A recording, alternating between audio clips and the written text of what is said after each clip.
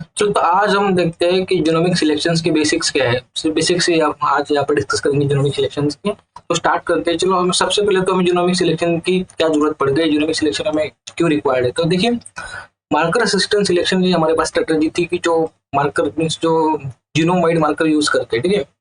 तो इसके इसमें हमें क्या ड्रॉबैक्स थे कि देखो मार्कर असिस्टेंट सिलेक्शन में क्या हो रहा था, ये सिर्फ ओलिगोजीन्स की जो मेजर जीन्स है कोई भी, उसके लिए इफेक्टिव था। माइनर जीन्स के लिए इतना इफेक्टिव नहीं था। देखिए, मान लो मार्कर असिस्टेंट सिलेक्ट का सबसे जो बड़ा हमारा यहाँ पर एप्लीकेशन है वो है मार्कर असिस्टेंट बैकवर्ड ब्रीडिंग में। मार्कर असिस्टेंट बैकवर्ड ब्रीडिंग में क्या हो रहा है, हम कोई भी एक ये जो हमारा प्लांट है रिकरेंट पेरेंट का, हम इसमें क्या कर रहे हैं कि कोई भी एक जो सेगमेंट है कि जो हमें रेट ऑफ इंटरेस्ट है वो सिर्फ बढ़ा रहे हैं कि जो हम कहाँ से ला रहे हैं, डोनर बैंड से ला रहे हैं, ठीक है। डोनर बैंड से हम इसमें वो ट्रांसफर कर रहे हैं सेगमेंट तो, लेकिन जो जेनेटिक आर्किटेक्चर है प्लांट का वो तो यही रह रहा है, कोई न्यू जीन कॉम्बिनेशन इसमें फॉर्म नहीं हो रहा है।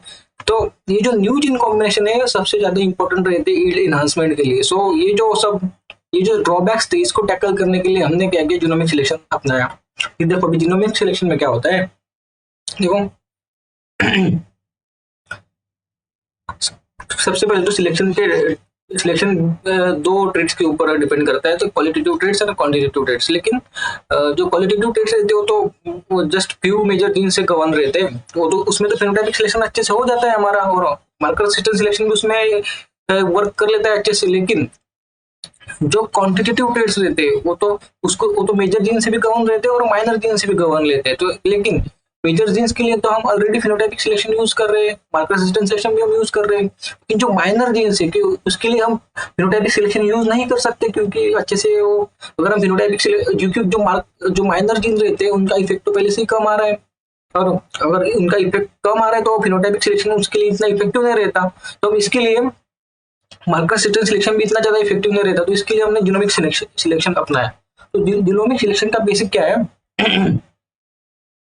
देखो, सबसे पहले हमारे पास रहता है ट्रेनिंग पॉपुलेशन, ठीक है। ये है हमारा ट्रेनिंग पॉपुलेशन। देखो हमारे पास दो पॉपुलेशन रहते हैं, एक रहता है ट्रेनिंग पॉपुलेशन और एक हमारे पास रहता है ब्रीडिंग पॉपुलेशन, ठीक है। ये जो ट्रेनिंग पॉपुलेशन है ये इसका ही सबसेट रहता है। देखो अच्छे से अभी यहाँ पर डिस्कस करते हैं। मान लो कि ये हमारे पास ब्रीडिंग पॉपुलेशन है, मान लो कि ये हमारे पास ब्रीडिंग पॉपुलेशन है, इसमें लगभग है हमारे पास 1000 लाइन्स। तो हमारा मोटिव क्या है, हमको क्या करना है, हमको ब्रीडिंग एक इसका जो रिप्रेजेंटेटिव पॉपुलेशन है, मींस इन ऐसा हमें पॉपुलेशन डेवलप करना है कि जो इन सब लाइन्स को रिप्रेजेंट कर दे। तो मान लो हमने इसमें से हमने 300 लाइन्स ऐसी निकाली कि जो इन ब्रीडिंग पॉपुलेशन को यहाँ पे रिप्रेजेंट करता हो, तो ये बन गया हमारा ट्रेनिंग पॉपुलेशन। समझ आ रहा है आपको? यहां पर क्या किया हमने, देखो जो हमारा ब्रीडिंग पॉपुलेशन था, ये जो ब्रीडिंग पॉपुलेशन है कि मींस ये जो पॉपुलेशन है इस पर हम काम कर रहे हैं, इसको हमें इसका जेनेटिक गेन हमें बढ़ाना है, इस पर हम सिलेक्शन करेंगे। तो हमने ऐसे पॉपुलेशन बना दिया कि जो ये ब्रीडिंग पॉपुलेशन को रिप्रेजेंट करता हो। मान लो फिर हमने 300 लाइन से यहाँ से उठा के यार मीन्स यहाँ पर हमने सिलेक्ट कर दी। तो फिर ये 300 लाइन्स कैसी होनी चाहिए कि जो अच्छे से ये सारा ब्रीडिंग पॉपुलेशन रिप्रेजेंट करे। तो ये रिप्रेजेंटेशन इंपॉर्टेंट क्यों है, क्योंकि देखो हम क्या करेंगे, ये जो हमारे लाइन से ट्रेनिंग पॉपुलेशन के इनसे हम करेंगे, ये जो हमारे लाइन से यहाँ पर है ट्रेनिंग पॉपुलेशन, इसका हम करेंगे फिनोटाइप, ठीक है, और इसका हम करेंगे जीनोटाइप, ठीक है। हम इसका फिनोटाइप भी करेंगे और जीनोटाइप भी करेंगे। मान लो कि मीन्स ये हमारा प्लांट से ट्रेनिंग पॉपुलेशन के, ठीक है, हमने इसका जीनोटाइपिंग किया तो हमें कुछ मार्कर का डाटा मिल गया, इसका हमने फिनोटाइपिंग भी किया तो हमें मिल गया कि जस्ट हमारा फिनोटाइप क्या है, मींस मान लो कि यहाँ पर रेजिस्टेंस होगा तो रेजिस्टेंस मिल गया, ससेप्टेबल अगर होगा तो ससेप्टेबल मिल गया, अगर हम हाइट के लिए देखेंगे तो टॉल मिल गया, और टॉल डॉर्फ मिल गया, मींस जो भी हम ट्रेड्स यहाँ पर स्टडी कर रहे हो तो मिल गए, ठीक है। भी देखो हमारे पास क्या क्या आ गया है, हमारे पास आ गया है जीनोटाइपिक डाटा और फिनोटाइपिक डाटा। किसका आ गया है जीनोटाइपिक और फिनोटाइपिक डाटा, तो वो आ गया है हमारे पास ट्रेनिंग पॉपुलेशन का। मींस देखो ट्रेनिंग पॉपुलेशन में हम जीनोटाइपिंग भी करते हैं और फिनोटाइपिंग भी करते हैं। लेकिन अब क्या होगा, अब हम क्या करेंगे, इस दोनों डाटा का यूज करके हम बनाएंगे मॉडल।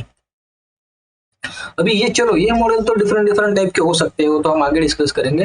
लेकिन जीनोटाइप और फिनोटाइप इन दोनों जो जो हमारे पास इंफॉर्मेशन थी इसका यूज करके हमने मॉडल बनाया। तो अभी हमने क्या किया, हमने तो मॉडल बना लेकिन हमारे पास अभी ब्रीडिंग पॉपुलेशन है, हम क्या करेंगे, ये जो हमारा मॉडल था वो अप्लाई करेंगे ब्रीडिंग पॉपुलेशन पे। ठीक है, हम अप्लाई करेंगे ब्रीडिंग पॉपुलेशन पे। मींस मैं वैलिडेशन का पार्ट यहाँ पर कवर नहीं कर रहा हूँ क्योंकि वैलिडेशन का पार्ट इतना इंपॉर्टेंट नहीं है। ठीक है, दिखाओ तो फिर हम क्या करेंगे, फिर अगर मान लो अभी ये तो ब्रीडिंग पॉपुलेशन है, इसमें से हमने कोई भी एक इंडिविजुअल उठा लिया, मान लो हमने ये इंडिविजुअल उठा लिया और इसको टेस्ट किया इस मॉडल के साथ। ठीक है, तो फिर ये क्या करेगा, ये प्रेडिक्ट कर देगा, मींस ये जो मॉडल है प्रेडिक्ट कर देगा उसके जीनोटाइप देख के कि भाई इसका जो फिनोटाइप होगा वो कैसा होगा, फिनोटाइप भी प्रेडिक्ट कर देगा। देखो देखो मींस जीनोमिक सिलेक्शन में क्या हो रहा है, हम फिनोटाइप विदाउट फिनोटाइप किए हुए हम सीधा ये बता दे रहे हैं कि भाई इसका फिनोटाइप क्या आएगा। ठीक है, हम विदाउट फिनोटाइपिंग के बगैर ये ब्रीडिंग पॉपुलेशन में बता दे रहे हैं कि इसका फिनोटाइप क्या आएगा। ठीक है, यही मेन एम है जीनोमिक सिलेक्शन का। देखो अभी कुछ क्राइटेरिया है कि ट्रेनिंग पॉपुलेशन कैसा होना चाहिए, ब्रीडिंग पॉपुलेशन कैसा होना चाहिए, अभी वो क्राइटेरिया हम डिस्कस करेंगे। क्यों देखो एक एक क्राइटेरिया देखते हैं अभी हम। तो मैंने आपको बता दिया कि रेफरेंस मॉडल के साथ हम चलो एक्चुअली ये जो क्या रहता है ना, हमने यहाँ पर मॉडल डेवलप किया तो हम ये किस बेसिस पे किया, तो जीनोमिक एस्टिमेटेड ब्रीडिंग वैल्यू। तो जीनोमिक एस्टिमेटेड ब्रीडिंग वैल्यू क्या रहती है, मान लो एक एग्जांपल मैंने यहाँ पर मैं लिया हूँ कि हमने जीनोटाइपिंग किया और फिनोटाइपिंग किया और हमें ये इंफॉर्मेशन मिली। मान लो कि हमें मार्कर M1 मिला, मार्कर M2 और मार्कर M3, ये 3 मार्कर हमें यहाँ पर मिले। ठीक है, फिर हमने हमारा जो मार्कर M1 था उसका हमें फेवरेबल अलील इफेक्ट मिला A, और जो मार्कर M2 था उसका मिला B, और जो मार्कर M3 था उसका मिला C। और इसका इफेक्ट क्या आ रहा था कि अगर मान लो अगर आपके प्लांट में मार्कर M1 है, ये प्लांट है हमारा, और मान लो अगर इस प्लांट में मार्कर M1 की फेवरेबल कॉपीज है तो इसमें जो इफेक्ट आ रहा है उसका प्लस 0.5 टन उसमें से ईल्ड बढ़ेगी। अगर मान लो आपके पास मार्कर M2 है तो आपकी minus 0.3 ton per hectare yield कम होगी। ठीक है, अगर मान लो आपके पास मार्कर M3 है तो आपका ये प्लस 0.4 टन हेक्टर जी ईल्ड बढ़ेगी। ठीक है, फिर हमने क्या किया, सपोज हमारे ब्रीडिंग पॉपुलेशन में से हमने कोई भी 2 प्लांट सिलेक्ट किए, 2 प्लांट हमने सिलेक्ट किए। ठीक है, तो फिर 2 प्लांट तो हमने सिलेक्ट किए, अभी हम इस प्लांट को भी यहाँ लाते, तो उसमें से एक प्लांट था एक्स नाम का और एक प्लांट था हमारा वाई नाम का। तो हमने एक्स प्लांट का तो हमने तो उसका जीनोटाइप करना ही करना है, ब्रीडिंग पॉपुलेशन में हम जीनोटाइप करते हैं, जीनोटाइपिंग करते हैं, तो फिर हमने जीनोटाइपिंग किया। पर जीनोटाइपिंग से हमें क्या पता चल गया, चलो जो मार्कर M1 है उसमें 2 कॉपीज है, उसमें है जो मार्कर M2 उसकी 0 कॉपीज है, जो मार्कर M3 उसकी 2 कॉपीज है इंडिविजुअल एक्स में, और जो इंडिविजुअल वाई है उसमें हमें पता चला कि जो उसमें मार्कर M1 की 1 कॉपीज है, मार्कर M2 की भी 1 कॉपीज है और मार्कर M3 की भी 1 कॉपी। तो फिर हमने यहाँ पर लगा दिया फॉर्मूला। ये जो फॉर्मूला है वो वेरी इंपॉर्टेंट है। ठीक है, ये formula is very important, genomic estimated breeding value summation of effect of the marker I, means जो भी यहाँ पर इफेक्ट आ रहा है मार्कर का इनटू, यहाँ पर हम मल्टीप्लाई कर दे रहे हैं number of the favourable allele, ये जो फेवरेबल एलील इन दोनों का हम मल्टीप्लाई कर दे रहे हैं। ठीक है, यहाँ पर हमें क्या फेवरेबल जो नंबर ऑफ फेवरेबल एलील आ रहे हैं उसको हम मल्टीप्लाई कर देते। तो देखो हमने यहाँ पर सीधा चला दिया हमारा फॉर्मूला। ठीक है, यहाँ पर हमने चला दिया फॉर्मूला। देखो तो प्लांट एक्स में क्या हुआ, तो उसका जो मार्कर इफेक्ट था 0.5 ए मार्कर का इफेक्ट था। ठीक है, और जो इसका जो नंबर ऑफ कॉपीज कितने थे हमारे पास, तो ये हमारे पास 2 कॉपीज थी, तो फिर हमने मल्टीप्लाई कर दिया और समेशन कर दिया, क्योंकि यहाँ पर समेशन बोल दिया उन्होंने सम ऐसे हमने सबका किया ए बी सी का, उसके बाद हमें मिला 1.5 टन। ठीक है, जीनोमिक एस्टिमेटेड ब्रीडिंग वैल्यू क्या मिली हमें यहाँ पर 1.8 टन। उसके बाद हमने सेम प्लांट वाई का काउंट किया तो यहाँ पर हमें क्या मिली 0.6 टन पर हेक्टर। सो देखो भाई ये हमारे 2 प्लांट है एक्स एंड वाई। ठीक है, हमने ये सीधा ब्रीडिंग पॉपुलेशन से उठा के यहाँ पर लाए थे, आपने तो इसको ग्रो भी नहीं होने दिया पूरा, मींस आपने तो उसकी ईल्ड भी चेक नहीं की। ठीक है, आपने तो इसकी ईल्ड भी चेक नहीं की और फिर भी बता दिया कि जो प्लांट एक्स है वो सुपीरियर है। ये क्या मैजिक बुलेट है क्या, यूनिक सिलेक्शन क्या मैजिक बुलेट है क्या? हाँ भाई ये मैजिक बुलेट की तरह ही काम कर रहा है। देखो आपने तो उसको देखा भी नहीं, आपने तो उसका फिनोटाइपिंग भी नहीं किया, आपने तो उसका परफॉर्मेंस एक्चुअल में देखा भी नहीं फील्ड पे, और फिर भी बता दिया कि जो एक्स प्लांट है वो सुपीरियर है। तो इसी जीनोमिक एस्टिमेटेड ब्रीडिंग वैल्यू हम कैलकुलेट करते हैं।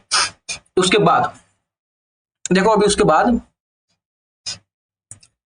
ट्रेनिंग पॉपुलेशन हमारा कैसा होना चाहिए। ठीक है, ट्रेनिंग पॉपुलेशन हमारा कैसा होना चाहिए, कंपोजिशन अभी हम पढ़ेंगे। ये हमारा ट्रेनिंग पॉपुलेशन है। देखो रिप्रेजेंटेटिवनेस इसेंशियल में रिप्रेजेंटेटिवनेस इसेंशियल क्यों है? देखो देखो क्या होता है, मान लो ये पॉपुलेशन है रिलेटेड और ये पॉपुलेशन है अनरिलेटेड, और ये तो, और मैं एक ब्रीडिंग पॉपुलेशन बना रहा हूं और ये मैंने यहां पर बना दी ब्रीडिंग पॉपुलेशन, ठीक है, मैंने यहां पर बना दी ब्रीडिंग पॉपुलेशन। अभी देखो क्या हो रहा है, ट्रेनिंग पॉपुलेशन में कैसे हमें रिप्रेजेंटेटिवनेस इंपॉर्टेंट है। मान लो अगर ब्रीडिंग पॉपुलेशन, अगर ट्रेनिंग पॉपुलेशन से ब्रीडिंग पॉपुलेशन अलग है तो क्या होगा, ये जो है इसमें क्या होता है, पॉलीमॉर्फिक जीन जो रहती है, पॉलीमॉर्फिज्म शो करता है। पॉलीमॉर्फिक जीन, इसका कंसेप्ट क्या है, देखो मान लो कि कोई भी एक जीन है मान लो ए जीन अफेक्ट कर रहा है कोई भी ट्रेट, लाइक हम यहाँ पर ले लेंगे रेजिस्टेंस। मान लो कि ब्रीडिंग पॉपुलेशन में जो ए ट्रेड्स है वो गवर्न कर रहा है रेजिस्टेंस को, ए जीन। अगर हमारा पॉपुलेशन अनरिलेटेड हुआ तो क्या हो जाएगा, ट्रेनिंग पॉपुलेशन में तो फिर बी जीन शो करेगा रेजिस्टेंस पर। इससे क्या होगा, ऑब्वियसली इसको पॉलीमॉर्फिज्म हम कहते हैं हम, ठीक है, इसको जीन पॉलीमॉर्फिज्म कहते हैं, पॉलीमॉर्फिक जीन्स को क्या पॉलीमॉर्फिक जीन्स इसे कहते हैं। फिर इससे क्या होगा, अगर हमारे पास अनरिलेटेड है तो, अगर हमारे पास अनरिलेटेड है तो हमारे पास ये सिनेरियो है, ठीक है, ये मैं ये सिनेरियो यहाँ पर ला रहा हूँ समझाने के लिए, ठीक है, ये सिनेरियो है। तो फिर क्या होगा, ट्रेनिंग पॉपुलेशन तो हम यूज कर रहे हैं डाटा ट्रेन करने के लिए, क्योंकि हम तो उनको इनपुट दे रहे हैं ट्रेनिंग पॉपुलेशन से कि भाई अगर तेरे पास अगर ऐसे प्लांट आए तो तू जब तेरा मॉडल तू सब बताएगा तब इसके ये सब तेरा डाटा यूज करना और बताना कि उसका फिनोटाइप क्या होगा। अगर उसको यहाँ पर पता चल रहा है कि भाई ए जो जीन है वो रेजिस्टेंस के लिए रिस्पॉन्सिबल है, और अगर आप उसको ब्रीडिंग पॉपुलेशन में उसके सामने बी जीन रख देंगे तो प्रिडिक्ट कर पाएगा क्या, वो अच्छे से प्रिडिक्ट बिल्कुल नहीं कर पाएगा, ठीक है। इससे क्या होगा कि जो आपका इफिशियंसी हो वो कम हो जाएगा, ठीक है। उसके बाद देखो लो मार्कर कोलिनरिटी इज इंपॉर्टेंट, ये जो वेरी इंपॉर्टेंट पॉइंट एसआरएफ में पूछा गया था ये, ठीक है, सीधा एसआरएफ के एग्जाम में पूछा गया था कि लो मार्कर कोलिनरिटी इज इंपॉर्टेंट। क्यों इंपॉर्टेंट है भाई लो मार्कर कोलिनरिटी? मींस देखो लो मार्कर कोलिनरिटी क्या होती है, अभी ये हमारे पास जीनोम है, ठीक है, ये पूरा जीनोम है।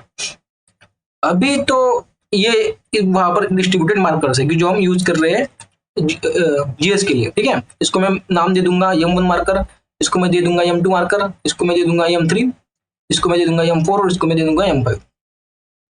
मान लो कि ये जो M1 मार्कर है आपको दे रहा है यूनिक एक्सप्रेशन, मींस ये कुछ आपको न्यू इंफॉर्मेशन बता रहा है आपके जो आपका जो मॉडल है उसमें, मींस ये बता रहा है कि भाई ये जो M1 मार्कर है वो कोई मींस किसी क्यूटीएल से लिंक है, ठीक है, किसी क्यूटीएल से लिंक है और वो आपको यूनिक एक्सप्रेशन दे रहा है। लेकिन ये सभी के सभी मार्कर आपस में कोरिलेटेड है, लेकिन ये सभी के सभी मार्कर आपस में कोरिलेटेड है। इसका मतलब क्या हुआ कि जो इंफॉर्मेशन M1 दे रहा है वही इंफॉर्मेशन सेम M2 भी देगा, वही सेम इंफॉर्मेशन M3 भी देगा और सेम इंफॉर्मेशन M4 भी देगा और M5 भी देगा। तो इससे क्या हो जाएगा, तो फिर इससे क्या होगा, जब ये मॉडल बनेगा तब मॉडल क्या देखेगा, भाई इतने सारे मार्कर तो सेम इंफॉर्मेशन दे रहे हैं, ठीक है। इससे क्या होगा, तो कंप्यूटेशनल लोड बढ़ेगा, एक मींस जो आप एनालिसिस कर रहे हैं उसका लोड ऑब्वियसली बढ़ेगा, क्योंकि भाई इतने सारे मार्कर उसको एनालिसिस करने हैं, क्योंकि उसको तो ये भी नहीं पता रहेगा कि भाई रियल वन कौन सा है, रियल जो कॉजल एसएनपी है, जो कॉजल मार्कर है वो कौन सा है, वो भी वो डिटेक्ट नहीं कर पाएगा। तो भाई ये तो फिर चैलेंजिंग टास्क है ट्रेनिंग पॉपुलेशन में। तो इसके लिए हम क्या करते हैं, इसको कर देते हैं हम एलडी प्रूनिंग, इसको कर देते हैं हम एलडी प्रूनिंग। तो फिर एलडी प्रूनिंग कैसे करते हैं, एलडी प्रूनिंग के लिए क्या करना होता है कि स्लाइडिंग विंडो अप्रोच जो रहता है, स्लाइडिंग विंडो मींस देखो ये अगर जिनोम हुआ तो हम यहाँ पर ऐसे विंडो चलाते हैं, ये विंडो है मींस आगे आगे बढ़ती है ये, ठीक है, आगे आगे बढ़ती है। फिर जो एक विंडो में जो सबसे ज्यादा बिगेस्ट दो मार्कर कोरिलेट करते होंगे एक विंडो में, ये 50 शायद 50 एसएनपी की एक विंडो रहती है और इसका जो एक स्टेप रहता है वो रहता है 5 to 10 एसएनपी का। तो ये क्या करता है, अगर मान लो इस विंडो में इसको ये दो मार्कर मिले कि जो सबसे ज्यादा कोरिलेटेड है, तो ये क्या करता है, सिर्फ इसमें से एक सिलेक्ट कर लेता है और बाकी के सब डिस्कार्ड कर देता है। इससे क्या होता है कि भाई ये जो सभी मार्कर एक इंफॉर्मेशन दे रहे थे उसमें से एक ही वो चूज कर रहा है, फिर बाकी के ऑटोमेटिकली वो डिस्कार्ड कर रहा है, ठीक है। इसको कहते हैं मार्कर कोलिनरिटी, ये लो मार्कर कोलिनरिटी, ये तो हाई मार्कर कोलिनरिटी हो गई। इसीलिए हमें क्या इंपॉर्टेंट है कि मार्कर कोलिनरिटी लो होनी चाहिए। अगेन हमें ट्रेनिंग पॉपुलेशन में क्या होना चाहिए, हमें जो ट्रेनिंग हम जो सिलेक्ट कर रहे हो क्लस्टरिंग के हिसाब से होना चाहिए। मान लो ये हमारा ब्रीडिंग पॉपुलेशन है, यहाँ पर हमने 5 टाइप के कुछ प्लांट इसमें है, ठीक है, ठीक है, 5 टाइप के प्लांट यहाँ पर है, मान लो 5 टाइप के है, एक टाइप होगा, 2 टाइप होगा, 3 टाइप होगा, 4 टाइप होगा, 5 टाइप होगा। तो भाई जब हम ट्रेनिंग पॉपुलेशन बनाएंगे तो हमें क्या करना है कि ये जो सब 5 टाइप के मींस एक टाइप में बहुत ज्यादा प्लांट होंगे, एक टाइप में एक प्लांट तो नहीं रहेगा, ऑब्वियसली ज्यादा ही प्लांट होंगे एक से, तो फिर हम क्या करेंगे उसके पैटर्न के हिसाब से उसमें क्लस्टर बना देंगे कि भाई ये 1 नंबर पैटर्न के प्लांट से सभी, ये 2 नंबर पैटर्न के प्लांट्स, ऐसे हम 5 नंबर, ऐसे हम 5 ये बना देंगे पैटर्न। फिर सभी प्लांट में से हम कुछ रिप्रेजेंटेटिव सैंपल इसमें डालेंगे ट्रेनिंग पॉपुलेशन में, ठीक है, सभी, फिर हम सभी क्लस्टर में से डालेंगे। हम सभी क्लस्टर में से क्यों डालेंगे यहाँ पे, तो भाई क्योंकि हमें यहाँ पर तो मॉडल ट्रेन करना है। आप जो भी इंफॉर्मेशन यहाँ पर ट्रेनिंग पॉपुलेशन में दोगे, जितने अच्छे प्लांट आप यहाँ पर मींस रिप्रेजेंटेटिव में दोगे, वही आपको रिजल्ट में अच्छा आएगा, उतना ही आपको रिजल्ट में अच्छा आएगा। ये है basic concept of genomic selection, ठीक है। इसलिए हमें मॉडल कैसे हमारा मॉडल के लिए हम कितने अच्छे से दे सकते हैं, ये हमें फोकस करना है, ठीक है। इसके बाद देखो जेनेटिक कंपोजिशन क्या होना चाहिए, ठीक है। जेनेटिक कंपोजिशन में training and breeding population should have similar LD pattern, similar LD pattern. अभी जिन्होंने एसोसिएशन मैपिंग का कंसेप्ट पढ़ा हुआ है, एसोसिएशन मैपिंग जिसको हम एलडी मैपिंग बोल देते हैं, ठीक है। और देखो जिनको भी मैं एलडी एक्सप्लेन नहीं करूंगा एलडी होता क्या है, ठीक है, ये तो आपको पहले आपको एसोसिएशन मैपिंग पढ़ के आओ, फिर यहाँ पर आपको समझ में आएगा कि ये क्या है। देखो आपको पता है एलडी, मान लो अभी हम यील्ड में क्या होगा, मान लो कि इन दोनों मार्कर के बीच में यील्ड है, ठीक है, यील्ड है सी। अगर इन दोनों के बीच में यील्ड है तो जब आपका मॉडल रीड करेगा बी को, तब मान लो कि क्यूटेल है, ये भी क्यूटेल है, ठीक है। अब मान लो कि जब आपका मॉडल रीड करेगा तब उसे पता है कि भाई जो हमारा एक कोई भी ए नाम का क्यूटेल है, उसको तो हमारा जो एसएनपी लिंक है वो तो है, जो भी मार्कर है एसएनपी लिंक है वो तो है बी का, मींस जब भी उसको बी दिखेगा तब वो बोल देगा कि भाई ये तो फिर ये क्यूटेल यही है, ऐसा बोल देगा। अगर इसमें अगर एलडी ही ना हो, तो अगर ये बी को रीड करेगा तो ये बोल देगा कि भाई ए का क्यूटेल आना चाहिए, वो जो फिनोटाइप जब प्रेडिक्ट करेगा तब, लेकिन वो तो नहीं आएगा क्योंकि एलडी तो ब्रेक हो चुकी होगी ना। तो देखो यील्ड किससे ब्रेक होती है, तो यील्ड ब्रेक होती है रिकॉम्बिनेशन से। सो एटलीस्ट इतनी यील्ड आपके पॉपुलेशन में होनी चाहिए कि वो अच्छे से प्रिडिक्ट कर पाए, ठीक है, जो अच्छे से प्रिडिक्ट कर पाए। ऑब्वियसली यील्ड ब्लॉक अगर बड़े होंगे तो उसमें से अगर थोड़ा आपका रिकॉम्बिनेशन से अगर कट भी जाए ब्लॉक, हैप्लोटाइप कम भी हो जाए, हैप्लोटाइप ट्रेस, तो कोई ज्यादा फर्क नहीं आएगा शायद, ठीक है। तो ऐसे ही यील्ड होनी चाहिए, ठीक है। उसके बाद देखो सेल्फ पॉलिनेटेड क्रॉस प्लांट और क्रॉस पॉलिनेटेड क्रॉस। अभी क्या होगा सेल्फ पॉलिनेटेड क्रॉस में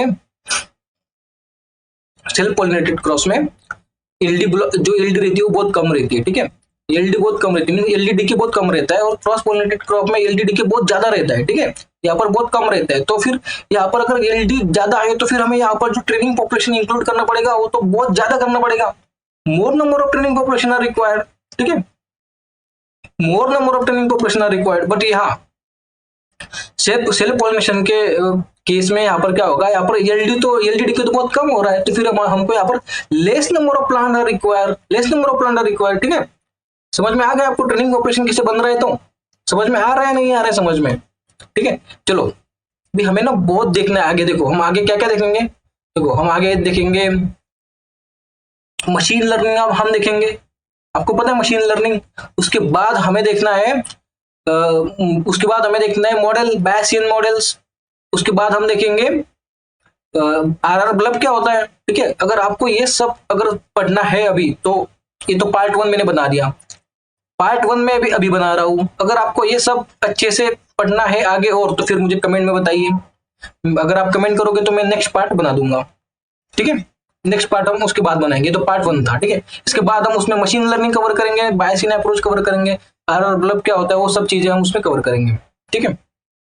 थैंक यू।